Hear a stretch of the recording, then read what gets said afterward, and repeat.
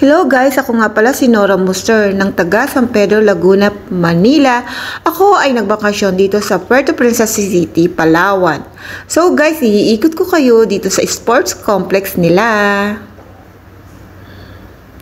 Alam nyo ba guys na ang Ramon B. Mitra Jr. Sports Complex ay napakalinis at napakalaki at ang dami-daming nagja-jogging dito guys. Alam niyo ba sa aking pagja-jogging ay may narinig akong nagkakantahan na boses kalalakihan. At nang kami ay magkalapit ay mga pulis pala. Nakagagaling. Ang gaganda ng mga pangangatawan nila dahil alam ko everyday akong napunta dito sa Coliseum at Park ay sila'y nasasalubong ko. Alam niyo ba guys na ang kapaligiran ng sports complex nito ay puro park at may kainan din. Meron pang ang fountain. At alam niyo ba na ang lugar na ito ay tinatawag na Balayong Park.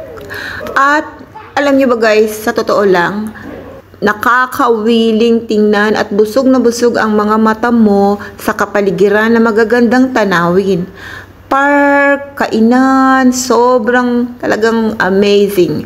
Dito lang ako nakakita dito sa Puerto Princesa na talagang pinaghahalagahan nila ang kanilang park at ang kanilang sports complex.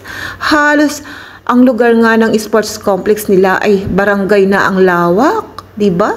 Saan ka pa? Kaya alam ko na kung ikaw ay taga Puerto Princesa, alam ko narating mo na to. Pero sa mga nagbabakasyon, wag na hindi nyo ito pupuntahan o paliligtasin na kalimutan.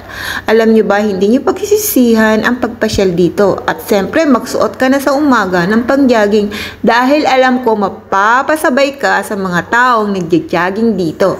At alam ko na hindi mo pang hihinayangan ang oras na pagpunta mo dito dahil yun ang naramdaman ko nung makarating ako dito sa Ramon B. Mitra Jr. Sports Complex, Palawan.